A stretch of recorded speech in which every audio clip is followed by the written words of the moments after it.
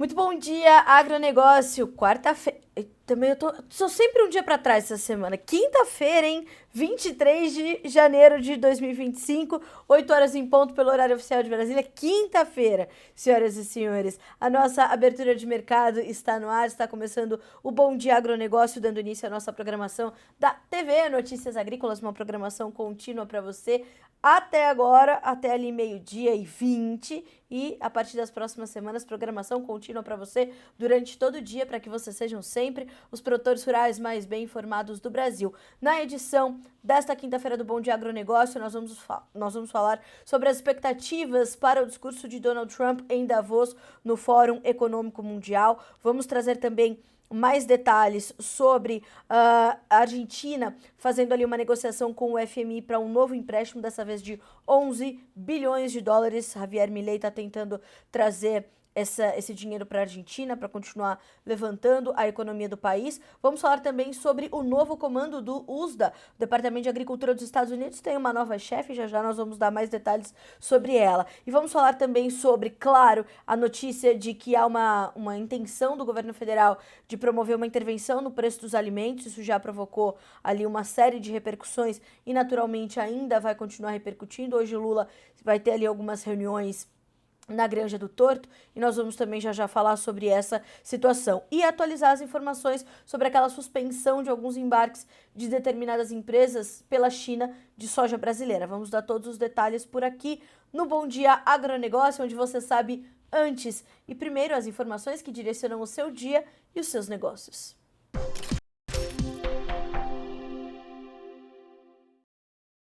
Vamos checar as cotações, porque os mercados estão funcionando, enquanto nós estamos aqui construindo a nossa manhã de informações. E nós temos na Bolsa de Chicago uma extensão das perdas. Nós temos para a soja agora 10 dólares e 54 cents por bushel, uma pequena baixa de 0,09%.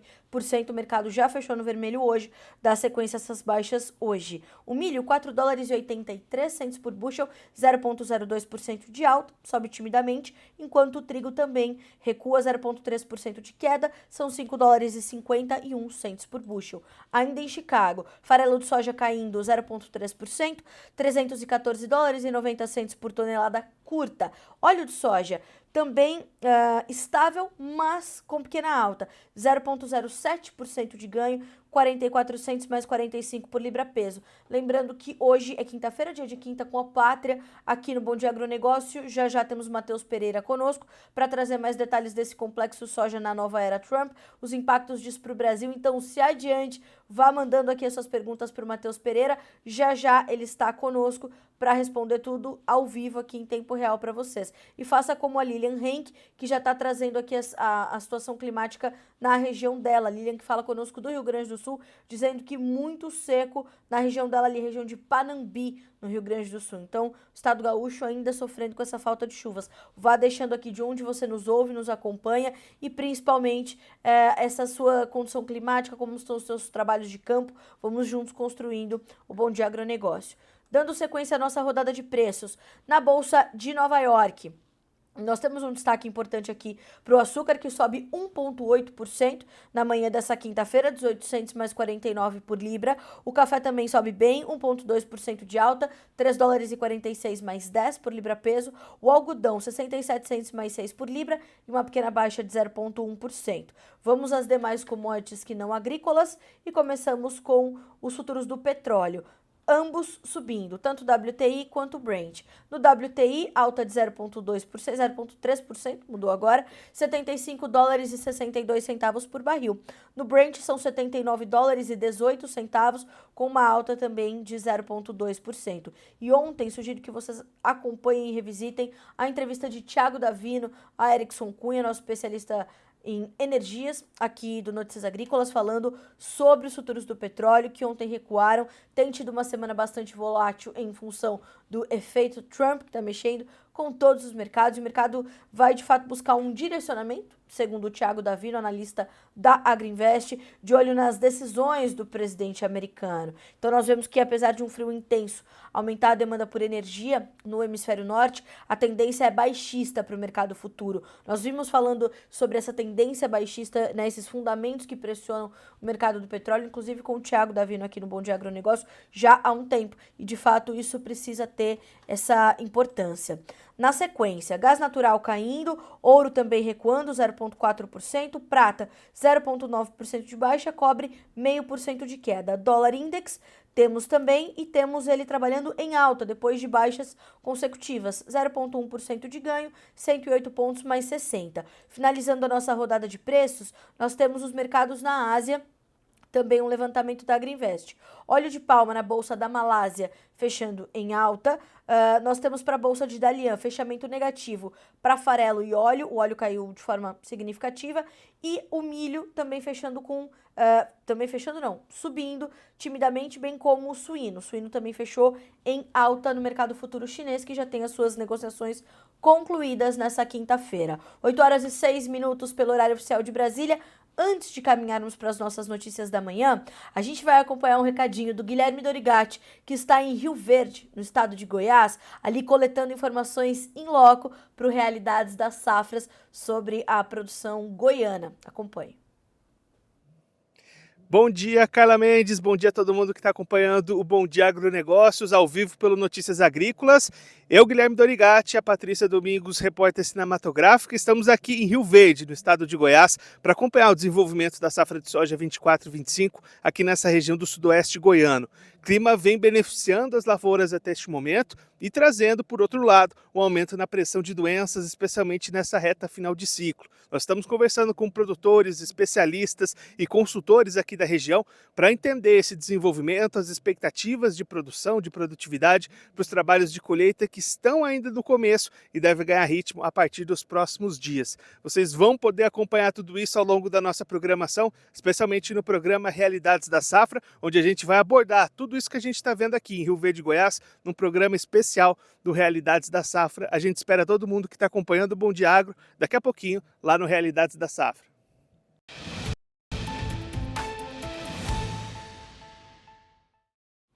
Então eu te reforço o convite do Guilherme Dorigatti para acompanhar na sequência do Bom Dia Agronegócio, nessa nossa programação da TV Notícias Agrícolas, o programa Realidades das Safras, e nos próximos dias com essas informações colhidas em loco lá em Rio Verde, no estado de Goiás. 8h07 pelo horário oficial de Brasília. Entre as nossas notícias da manhã, a primeira delas, claro, diz respeito ao que trouxe ontem o ministro da Casa Civil, Rui Costa, afirmando que, diante de preocupações do governo federal com os preços dos alimentos, o governo criaria ali um conjunto de intervenções para garantir uma baixa nos preços. Isso, claro, trouxe uma repercussão imediata entre a mídia, entre especialistas, enfim, de que de fato não faz sentido num país com o sistema em que vivemos haver uma intervenção do governo nos preços da comida, de forma artificial, tentando baixar a inflação. Enfim, as análises são das mais variadas e, de fato, isso tem essa repercussão quase que negativa, de fato. Então, eu vou até buscar aqui e dividir com vocês essa declaração do Rui Costa para nós entendermos o que vem na sequência. O ministro da Casa Civil disse nessa quarta-feira que o governo do presidente Lula fará reuniões para adotar um conjunto de intervenções com o objetivo de reduzir o preço dos alimentos aos consumidores, ao mesmo tempo em que expressou a esperança de que safras melhores neste ano contribuam para a redução dos preços. Ele disse, abre aspas, a princípio, vamos fazer algumas reuniões com o Ministério da Agricultura e do Desenvolvimento Agrário, que pega as pequenas propriedades, e o Ministério da Fazenda, para buscarmos um conjunto de intervenções que sinalizem para um barateamento dos alimentos. Fecha aspas. Ele deu essa declaração durante o programa Bom Dia Ministro, do canal Gov, e é um canal específico do governo federal. Ele disse ainda, no final do ano passado, o presidente fez uma reunião com as redes de supermercado do país, também com a mesma pauta, e as redes sugeriram algumas medidas e nós vamos implementá-las agora neste primeiro bimestre. O titular da Casa Civil não entrou em detalhes sobre quais medidas podem ser tomadas pelo governo federal e afirmou que 2024 foi um ano atípico do ponto de vista climático, o que impactou na produção agrícola, mas disse esperar que este cenário não se repita em 2025. Finalizando, ele disse: expectativa nossa é que a safra agora seja muito melhor de vários produtos e isso deve contribuir para o barateamento dos alimentos. Pois bem, essa declaração, como eu adiantei, traz inúmeras repercussões e desdobramentos, análises de toda a natureza. Inclusive, hoje às 15 horas, horário de Brasília, nós vamos receber o cientista político e estudioso do agronegócio brasileiro, Christian Lobauer, para nos trazer mais detalhes e o entendimento do Lobauer sobre esse assunto, que vai ter também um entendimento de impacto para o produtor rural. Por isso, nós vamos ouvir o Lobauer às 15 horas. Então, depois dessa declaração do ministro Rui Costa, o próprio ministério negou que prevê tal ação e disse que o ministro usou um termo equivocado. No início da tarde, o ministério enviou à imprensa um posicionamento no qual dizia que o termo correto seria medidas, diferente de intervenções faladas por Rui Costa. Era para falar medida. Ele disse intervenção, sem chances de acontecer qualquer intervenção, como no ano passado. Segundo a imprensa geral pôde apurar, eventuais intervenções artificiais nos preços não estão colocadas entre as medidas previstas nas discussões e não devem acontecer. Sabemos que quase que é mais uma, né, a narrativa, a retórica, ela é uma força muito atuante deste governo. Isso é um fato. Então, era para usar medida, ele usou intervenção. Vejam o abismo que há entre esses dois termos. E Rui Costa é um político experiente, um político que entende, um político que sabe o que tem que falar e o que não tem que falar. Mas depois que ele disse, e aí a atrapalhada já foi feita, vem a nota de posicionamento, não é bem por aí. E os especialistas, como eu adiantei, acreditam que medidas como essa não deverão ter esse impacto que o governo imagina ter, principalmente para controlar a inflação. E o próprio Rui Costa afirmou: não haverá medida artificial para baixar o preço dos alimentos. Então, ele diz: não vai haver intervenção artificial. Reforço isso. Vamos tomar medidas para ajudar os pequenos produtores a terem custo menor de produção e, dessa forma, oferecerem alimentos a preços menores. Hoje se reúnem na Granja do Torto Sidônio Palmeira, que é o novo ministro da Secretaria de Comunicação, que chega ao governo Lula com o objetivo de otimizar a comunicação não só do governo de uma forma geral, mas ministério a ministério, Fernando Haddad e Rui Costa, para ver o que vai ser feito depois dessa declaração do ministro da Casa Civil e como é que o governo pretende garantir aí esse barateamento do preço dos alimentos. Nós estamos acompanhando muito de perto toda essa situação. 8 horas e 13 minutos pelo horário de Brasília. Uma outra informação que teve muita repercussão nesses últimos dias foi a notificação sobre as 5 empresas brasileiras que já não podem, né, ou que estão temporariamente suspensas de embarcar soja para a China. Ontem, depois das notícias, o Ministério da Agricultura, Pecuária do Brasil se manifestou, trouxe um posicionamento oficial que diz: o governo brasileiro recebeu da Administração Geral das Aduanas da China 2 notificações informando sobre a detecção de não conformidades encontradas em carregamentos de soja exportadas por unidades de 5 empresas brasileiras, uma de cada uma das empresas notificadas. Vale reforçar que outras unidades das empresas notificadas seguem exportando normalmente para a China, sendo as suspensões válidas para as 5 unidades apenas oficialmente notificadas. Portanto, os volumes negociados pelo Brasil não serão afetados em função desta suspensão temporária de 5 unidades notificadas. Assim como no Brasil, a China realiza monitoramentos de rotina nos produtos importados, sendo que foi detectada a presença de soja com revestimento de pesticidas e de pragas quarentenárias nos carregamentos avaliados pelas autoridades chinesas. O mapa informa ainda que o intercâmbio de informações sobre os resultados dos monitoramentos de produtos importados entre Brasil e China faz parte da rotina das ações de fiscalização, destacando os sólidos canais de comunicação, transparência e confiança existente entre os dois países. Isso é um fato. Isso tem realmente uma rapidez na transparência dessa relação comercial entre China e Brasil muito bem estabelecida. E isso é uma ótima notícia para nós brasileiros. De forma a viabilizar uma investigação rápida e eficaz por parte das empresas envolvidas e pelo mapa, as unidades notificadas das todas 5 empresas foram suspensas temporariamente, sendo que as ações para avaliação dos casos já encontram-se em curso. A suspensão temporária das unidades das empresas foi comunicada previamente pelo Instituto Chinês, pela instituição, né, da administração das alfândegas, ao lado brasileiro, demonstrando confiança no sistema de inspeção do Brasil e na robustez do trabalho realizado pelo governo brasileiro e pelos exportadores. A partir das ações adotadas pelo mapa, todas as informações relevantes serão transferidas, então, para a China, para as autoridades chinesas, e haverá uma solicitação imediata da revogação da suspensão temporária em vigor dessas 5 unidades das empresas envolvidas. Lembrando que isso tem sido tratado pelo Ministério da Agricultura com bastante naturalidade e os especialistas, de fato, não trazem realmente, analistas, consultores de mercado, não trazem realmente grande preocupação. Isso logo deve ser revertido realmente, porque, nós não temos ali qualquer problema de fitossanitário com a China já há muitos anos em relação à nossa soja. Temos uma garantia muito forte do comércio, temos um comércio muito consolidado com os chineses. O Brasil é hoje a principal origem fornecedora de soja para a China, e isso tem uma importância muito grande. Essa relação estabelecida em confiança, transparência, qualidade e principalmente essa segurança do nosso produto, isso é fundamental. Mais do que isso, vejam que o mercado, se fosse realmente algo muito profundo, que pudesse ter uma extensão de prazo e um impacto no nosso volume embarcado de soja para os chineses, isso poderia ter uma repercussão no mercado muito forte, porque lembrando que no último mês, ou durante esse mês, no último boletim mensal de oferta e demanda do USDA, eles vieram cortando a safra norte-americana de soja e também os estoques finais norte-americanos deste produto. Se nós tivéssemos uma dificuldade de embarcar soja para os chineses, que pudesse mudar ali a nossa perspectiva exportadora de volume exportado, que demandasse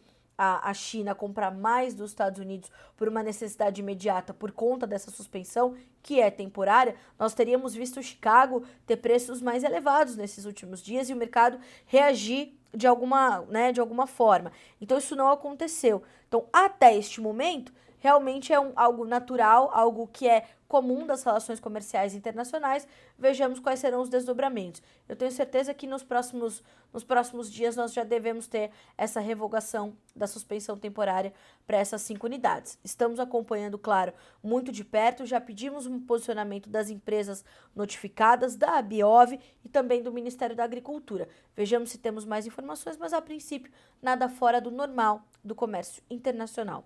8h18 pelo horário de Brasília. Bom, todos os olhos do mundo estão voltados para o que faz Donald Trump, o que fala Donald Trump, principalmente depois de ter tomado posse ali em 20 de janeiro, segunda-feira desta semana. E está acontecendo ao mesmo tempo o Fórum Econômico Mundial em Davos, na Suíça, um evento também já muito consolidado, que tem uma força grande, reúne ali os principais líderes mundiais para tratar da economia global, do rumo que a economia global está tomando. E claro que agora há uma expectativa imensa para hoje a fala do presidente recém-possado dos Estados Unidos neste evento. Há alguns pontos ali que estão sendo bastante aguardados e que deverão marcar a fala de Trump, como o Donald Trump, ele é uma pessoa bastante condizente com o que ele pensa. Então, o que ele pensa, ele fala. Pode não ser condizente com o que o mundo acha, com o que outras pessoas imaginam que ele deveria falar, mas, mais uma vez eu falo, a eloquência de Donald Trump é um ponto muito forte da sua personalidade. Então, ele deverá trazer algumas medidas e algumas pistas, principalmente sobre como serão as suas novas políticas tarifárias, o que ele pensa para a política monetária dos Estados Unidos, embora haja uma autonomia muito forte do Federal Reserve. Nós sabemos que não há um alinhamento muito firme entre Jerome Powell, que é o chairman do Fed, e o presidente Donald Trump. Nós sabemos que durante os últimos anos, Trump fez duras críticas a Jerome Powell e a sua forma de agir, de conduzir o Banco Central norte-americano, mas então Donald Trump deve trazer essas pistas sobre a política monetária, sobre a política tarifária que pretende colocar em vigor. Temos já muitas declarações, mas ele já havia dito que ele não assumiria e implementaria de imediato essas novas tarifações, essas novas tributações. Vejamos como isso vai acontecer e como ele traz isso num evento onde realmente está sendo tratado a economia, o dinheiro, a arrecadação, o fiscal e tudo mais. Então, o tom é outro dentro de um evento como esse. E, claro, a pauta do protecionismo. Há uma preocupação global com este crescente protecionismo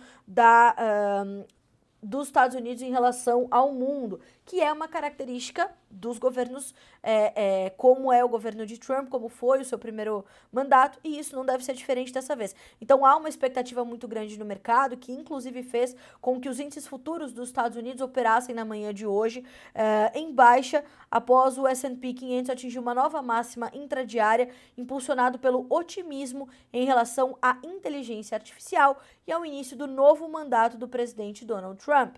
Os investidores estarão atentos ao discurso de Trump no Fórum Econômico Mundial em Davos, na Suíça, nesta quinta-feira. O discurso do recém-impossado presidente será acompanhado de perto em busca de detalhes sobre sua promessa para implementar tarifas universais sobre produtos importados pelos Estados Unidos, além de sua posição em questões geopolíticas e econômicas de grande relevância, como, por exemplo, a guerra entre a Ucrânia e a Rússia, o futuro das relações entre Israel e a Palestina e a rivalidade econômica com a China. Há também uma expectativa do que falará Trump em relação à União Europeia. Trump, no seu discurso de posse, falou que a União Europeia é muito ruim para os Estados Unidos. E eu lembro a vocês que nós tivemos, no final do último ano, uma conclusão das negociações do acordo entre o Mercosul e a União Europeia. E segundo os especialistas, em especial o professor Leonardo Trevisan, ele falou: Xi Jinping e Donald Trump tiraram este acordo da inércia. Então, pensamos que Donald Trump quer ser gigante, a China quer e precisa continuar sendo gigante, e Trump pode fragilizar a economia chinesa com as suas tarifações. Então, entender também como é que a União Europeia vai ficar nesse meio, determinante. O impacto disso tudo para o Brasil pode vir, mas de forma mitigada, ou seja, nós podemos sentir, mas não há um impacto tão agressivo quanto se espera para principalmente China, União Europeia, Canadá e México. O Brasil pode sentir ali alguma tarifação, mas, por exemplo, a ABIEC, Associação Brasileira das Indústrias de Carne Bovina, via seu presidente Roberto Perosa, que ontem deu uma entrevista exclusiva a Alexander Horta aqui no Notícias Agrícolas, não temem essas grandes tarifas que Trump poderia, ou essas tarifas, né, que Trump poderia trazer. Nós entendemos que para o Brasil, segundo ele e mais especialistas, para o Brasil, os impactos da nova era Trump podem ser limitados e dão ao país, inclusive, um combustível para ampliar o alcance dos seus produtos, por exemplo. Então, isso também está na nossa pauta nesta quinta-feira. Olho vivo no discurso de Trump no Fórum Econômico Mundial em Davos, na Suíça. Ainda falando de Trump, mas dessa vez sobre o comando do USDA, o Departamento de Agricultura dos Estados Unidos. Há uma nova chefe, portanto, neste órgão, a senhora Brooke Rowland, que foi a escolhida, por exemplo, de Trump para este momento. A Brooke Rowland, ela liderou uma organização que se opunha às exigências do etanol e aos subsídios agrícolas, programas importantes que ela poderia influenciar se fosse confirmada, de acordo com uma revisão da Reuters das declarações de política do grupo. Esse histórico pode colocar Rowland em desacordo com os parlamentares dos estados agrícolas em sua audiência de nomeação na quinta-feira e reavivar as preocupações dos poderosos lobbies do milho e dos biocombustíveis sobre histórico misto de Trump em relação ao etanol durante o seu primeiro mandato. Abre aspas para o presidente da Renewable Fuels Association, um grupo comercial de etanol dos Estados Unidos. A audiência é uma ocasião perfeita para renunciar às declarações enganosas e comprovadamente falsas feitas sobre o etanol por alguns de seus pares há mais de uma década. Fecha aspas. Ela foi ainda, a Brooke Rollins, presidente da Texas Public Policy Foundation de 2003 a 2018, período em que a organização sem fins lucrativos, apoiada pelo setor do petróleo, argumentou que o apoio do governo ao etanol contribuía para o aumento das emissões e dos preços dos alimentos e dos combustíveis. O setor vê o petróleo, o setor de petróleo, melhor dizendo, vê o etanol como uma ameaça à sua participação no mercado de gasolina e afirma que um mandato federal exigindo que o biocombustível seja misturado ao suprimento de combustível do país lhe custa uma fortuna em custos de conformidade. Mais uma vez, abre aspas, por um artigo que foi publicado pelo grupo, do Texas em 2012. Como forma de salvar o planeta, não há muitas políticas piores do que o etanol apoiado pelo governo. É ruim para a economia, para o meio ambiente, não reduz os gases de efeito estufa e levou a um rápido aumento dos preços dos alimentos. Fecha aspas. Então veja que Brooke Rollins é tão polêmica quanto é Donald Trump, entre uma série de outras declarações que há nessa notícia da Reuters Internacional disponível para você aqui no Notícias Agrícolas. O que é importante lembrar, 1/3 da produção de milho dos Estados Unidos, que é uma produção de mais de 360 milhões de toneladas, ela é destinada natural e imediatamente para a produção de etanol. Essa é uma prática nos Estados Unidos já também muito consolidada. E o produtor dos Estados Unidos é um produtor apaixonado por produzir milho, porque ele entende que ele tem uma demanda ali bastante sólida. E essa briga, esse lobby do petróleo versus o lobby do setor de biocombustíveis nos Estados Unidos, ele é também uma batalha muito conhecida. É uma batalha que tem ali uma vida já longa. Então, a cada novo presidente que assume os Estados Unidos, existe essa incerteza. Vai ser mais petroleiro, vai ser mais biocombustíveis, vai olhar para as petroleiras. O que fez Joe Biden? Joe Biden tentou agradar os dois, não conseguiu, E quando Trump assume, nesse momento, ele já, inclusive, revoga alguns subsídios que garantiam ali a vida dos programas de biocombustíveis.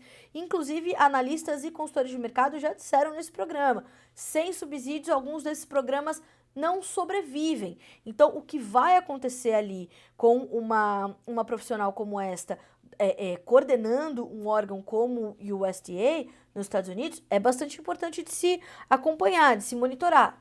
Lembrando também que a espécie de Anvisa lá dos Estados Unidos, nós falamos sobre isso aqui, ela vai ser coordenada, também liderada pelo Robert Kennedy Jr., e ele é um questionador ali da aplicação de defensivos agrícolas, o resíduo disso nos alimentos, é um ativista contra a indústria farmacêutica. Então, os comandos ali nos Estados Unidos, sendo trocados, eles vão ter um impacto direto na vida do produtor americano, algo que nós também estamos levantando aqui em detalhes para dividir com vocês na nossa programação. Eu quero, inclusive, agradecer as mensagens que nós estamos recebendo aqui. Vou de baixo para cima. O seu Newton Della Villa ontem abriu o tempo por um período curto, mas as máquinas foram para o campo, graças a Deus. O seu Newton tá lá em Sinop, no Mato Grosso. Mas a rapidez da colheita é impressionante. Muitas máquinas grandes limpam os campos rápido demais. Isso é um ponto fundamental de monitoramento.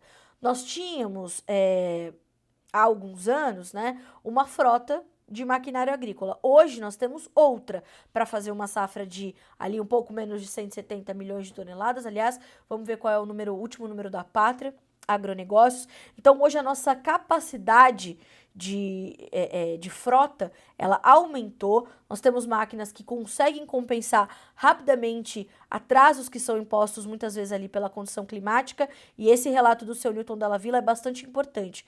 Então, isso é realmente importante. Então, estamos de olho. Bom, o André Becker, bom dia, falando conosco de Jari, no Rio Grande do Sul. Seu José Natal de Uberlândia, dia nublado, mas sem chuvas, estamos de olho. O Amarildo Souza, Lem, Luiz Eduardo Magalhães, oeste da Bahia, com chuva, graças a Deus, que bom, tá terminando, eu imagino de de se formar a safra por aí, né, Marildo? Como é que estão as lavouras de soja? Conte para nós. Temos essas informações. Bom dia para dona Eliana, para o Binho e para a Aline. Olha só, ela pergunta, mas isso não seriam medidas protecionistas? A Aline pergunta.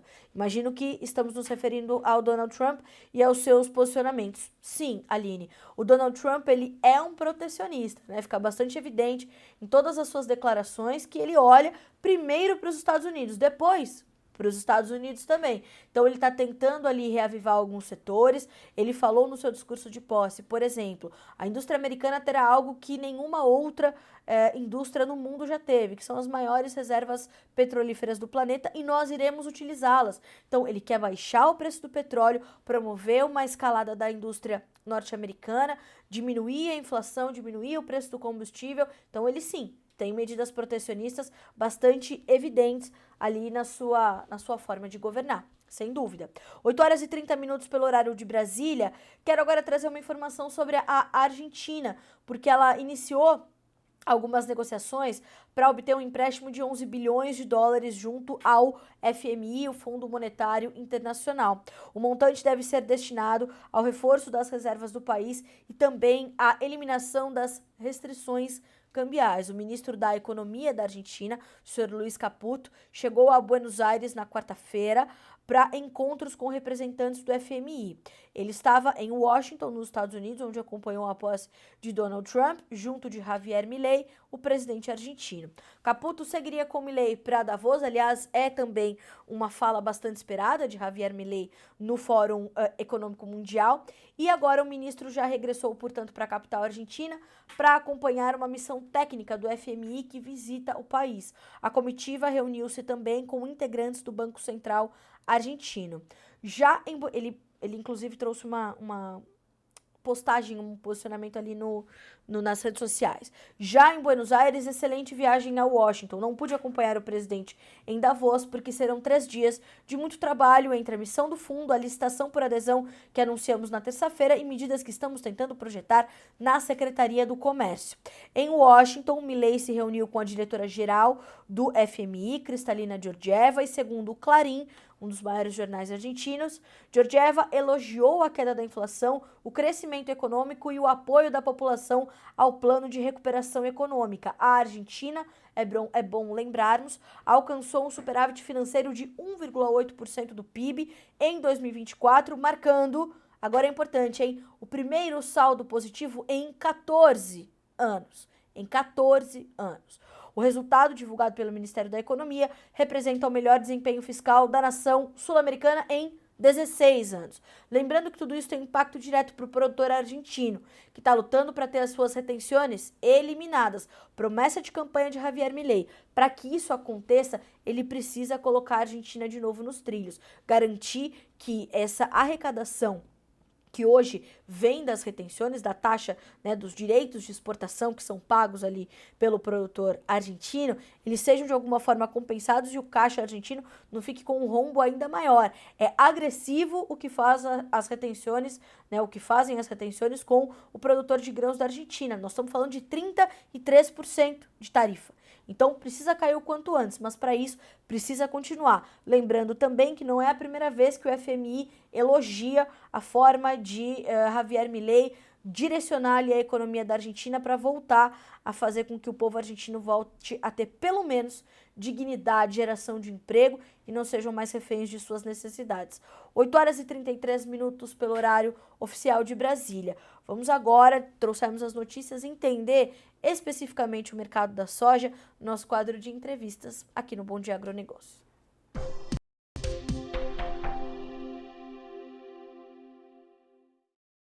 Hoje é quinta-feira, então dia de recebermos Matheus Pereira, diretor da Pátria Agronegócios, para nossa Quinta com a Pátria. Meu amigo, seja bem-vindo. Bom dia, é um prazer ter você conosco.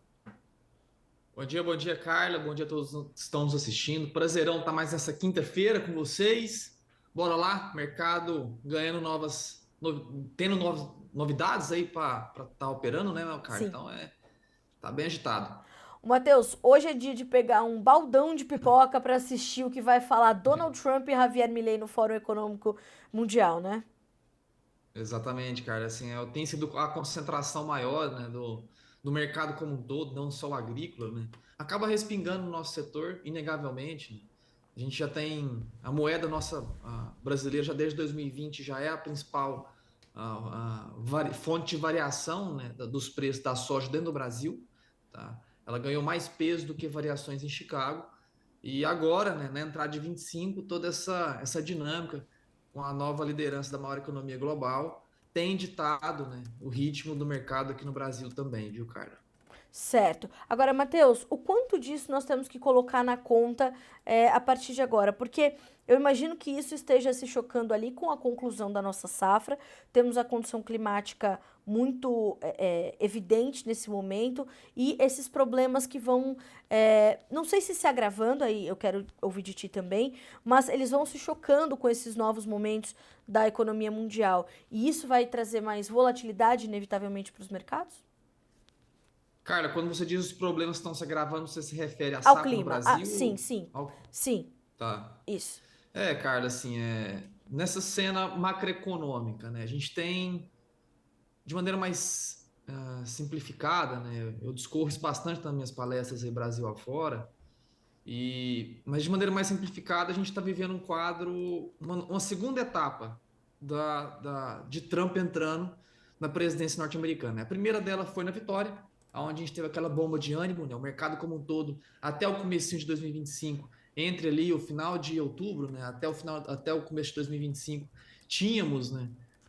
Perdão, final de novembro, né? Até o começo de 25, ali, 45 dias, tivemos um mercado bem mais animado com a entrada de Trump, né? Um mercado bem reativo, um mercado que via realmente essa liderança reaquecendo a economia norte-americana, assim como todo do planeta, né? Existe essa dependência mútua, né, dos Estados Unidos com quase todas as principais economias do nosso planeta Terra.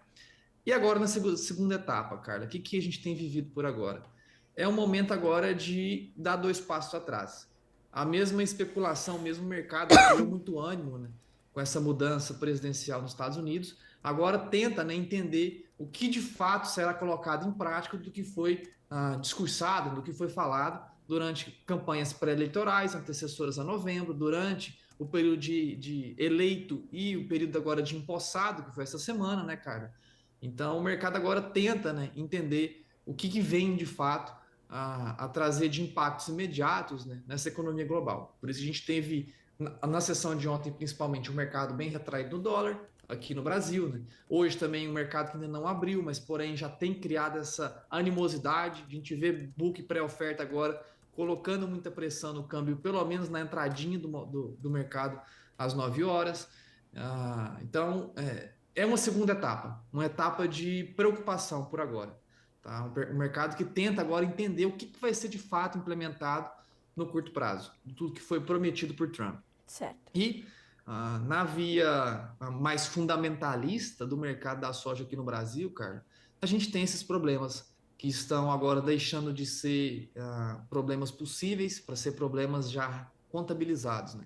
Existem já clientes da Pátria no Mato Grosso do Sul e até parte do sul do Mato Grosso que já iniciaram processo de colheita, assim como clientes hoje dentro do estado do Paraná, que já estão nos relatando resultados ali decepcionantes, assim, são resultados de doer o coração para nós, né, que antes de sermos aqui análise de mercado, somos produtores rurais. Né? Então, são resultados que deixam de ser mais especulação, deixam de ser expectativas de quebras. São quebras consolidadas, Carla. E aí agora a gente vai colocando na balança. A gente teve atualização no começo de janeiro, Carla, mandamos aqui para vocês, né, os Sim. nossos números de safra. Já tiramos 7,5 milhões de toneladas do potencial produtivo do Brasil, tá? Isso no começo de janeiro. A gente já tinha lá saindo de 175 para 167,5. Então já estamos ali cortando 7,5 milhões de toneladas, que foi reduzidas em especial até aquele momento pela falta de chuvas na região sul e sudeste do nosso Brasil. Tá? E agora a gente vem, mais uma vez, cara, iniciando o nosso próximo levantamento de fevereiro, e já tem problemas não só já agora com rentabilizados, contabilizados por falta de chuvas, aí no sul e sudeste do Brasil, assim como partes do sul, do centro-oeste brasileiro, mas também pelos excessos pluviométricos, assim como essa falta de luminosidade, né, em fases de enchimento de grão. Soja precisa de fotossíntese, precisa de capacidade fotossintética, e baixa incidência luminosa, baixo nível de graus dias, né, GDD que a gente fala, que é a incidência luminosa por dia, reduzindo por nebulosidade, a gente acaba tendo menos energia sendo fornecida à planta, né, e resulta, infelizmente, em redução de peso. São culturas que, visivelmente, quando a gente vê aquela massa foliar, Carla, ela está muito saudável. Aqui no Mato Grosso, aqui dentro do estado do Goiás, no Tocantins, a gente está inegavelmente, visualmente, aquela análise qualitativa, olhar a lavoura, como produtor rural tem aquele olhar clínico, né? Passa 30, 40 anos aí olhando a lavoura, entende quando está boa, quando não está. Então, a gente, naquele olhar qualitativo, a gente tem lavouras saudáveis. Porém, quando bate colhedora, infelizmente não é aquele peso, né? Aquele peso que traria produtividades muito satisfatórias. Não estou dizendo que são quebras, tá? Baixa luminosidade não traz quebras produtivas, ela só reduz o teto produtivo. Em vez da soja que tem uma capacidade de produzir 75, 80, 85 sacas, ela perde 5 sacas, perde 10 sacas, dependendo de quão grave tem sido, né, as regiões afetadas por baixa luminosidade. Então, está reduzindo o teto produtivo, tá? Nessas regiões que passam por excessos pluviométricos, e tem também essas quebras já contabilizadas que se expandiram, que a Pátria iniciou já o levantamento para publicar em fevereiro, Carlos. Matheus, além dessa diminuição do teto produtivo e, portanto, esse novo ajuste que pode vir no número da Pátria em fevereiro, então, o último número do início de janeiro, 167 milhões e meio de toneladas, certo? Próximo disso, Carlos, eu vou pegar o Tá, número correto certinho aqui, tá. mas é possível a gente ter novos já ajustes ali. É possível não, vai ser totalmente cabível Sim, novos sim, ajustes em fevereiro. Agora a gente tem que tá. entender o quanto que a gente pode subir em algumas regiões, reduzir em outras. Tá, eu te pergunto isso porque eu queria entender, Matheus, se mais, ou se além da questão do volume que nós teremos de soja efetivamente da safra brasileira, nós temos de nos preocupar também com um atraso da chegada dessa oferta ao mercado e o impacto disso. Porque eu queria primeiro saber se, a gente já pode configurar um atraso da chegada da nova oferta brasileira ao mercado e se isso traz um impacto no andamento dos negócios, de novos negócios e da formação de preços. Como é que isso chega, essa informação chega aos players do mercado nesse momento? Tá, cara, muito bem. Primeiro, só o número exato, 67,94. Tá? 94, Então, tá. esse é o nosso número arredondado, né? Não estava na ponta da língua. Eu cheguei de férias ontem, estou aqui no Batidão Puro. Amanhã já tem palestra em Tumbiara, semana que vem em Tocantins, graças a Deus. Graças a Mas Deus. o 67,94 é o nosso número atualizado no dia 9 de janeiro. Entre os dias 5 e os dias 12 de cada mês, a gente faz a atualização desse número agora em processo de colheita. Tá? Então, entre os dias 5 e 12 de fevereiro, a gente tem o número publicado também com os novos levantamentos. E esses atrasos, né, Carla? O que a gente tem observado? Que no ano passado, nessa mesma época do ano, o Brasil, em especial Mato Grosso, partes do Paraná, já estava com aceleração muito maior de colheita, né, de retirada da soja em campo, o que desatolava, né, essa necessidade de embarque do Brasil na entradinha de janeiro. Tá? Já estamos na reta final de janeiro e ainda estamos, né, configurando a colheita muito lenta a nível nacional, cara. A gente também atualiza todas as sextas-feiras, né, os nossos números de trabalho de campo, né? Sim. Até a última sexta-feira a gente tinha um pouco mais de 1%, cara. Até o dia 20 de janeiro a gente tinha pouco mais de 1% da área nacional colhida de soja, contra 5,67% na mesma época do ano, no ano passado. Então a gente tem sim, pouquíssima soja ainda já retirada do campo. Dentro do estado do Mato Grosso, em especial, no ano passado, nessa mesma época do ano, já tinha quase 13%, quase um sexto de toda a soja do estado do Mato Grosso colhida. Esse ano, pouco mais de 1,4%. Então, é atrasado, vai acabando colocando esse ágio da soja disponível, que foi remanescente, que é pouca, a gente sabe disso. O Brasil nunca passou com tão pouca soja disponível virando ano comercial já desde 2005, a gente sempre fala disso também, né? Então, a soja inicial de janeiro, ela ganhou ágio, tá? Ela tem uma soja mais sustentada. Tanto é que a gente vê esse mercado mais sustentado aqui impedindo quedas abruptas, né, por conta dessa escassez inicial. Então, no momento, por esses atrasos de colheita, o grão disponível em processo de colheita ele ainda tem essa sustentação, né? Sustentação, estou dizendo altas, evita quedas, tá? Tem essa sustentação desse ágio, né, da disponibilidade. Porém, na aceleração da colheita, que inevitavelmente ela vai acontecer, cara, ela vem acontecer daqui 1 semana, 2 semanas, a gente tem uma colheita bem mais acelerada no Brasil, aí a gente pode ver preços um pouco mais dificultosos, né, em tentar justificar altas ou até mesmo estabilização. É muito mais provável, né, que na aceleração da colheita o mercado vá cedendo gradativamente, né, com a oferta se tornando disponível, o que é natural para essa época do ano, viu, cara? A disponibilidade de colheita quase sempre gera essa pressão estacional nos preços. Matheus, isso como é que o produtor consegue planejar ou estruturar a sua comercialização num cenário como esse?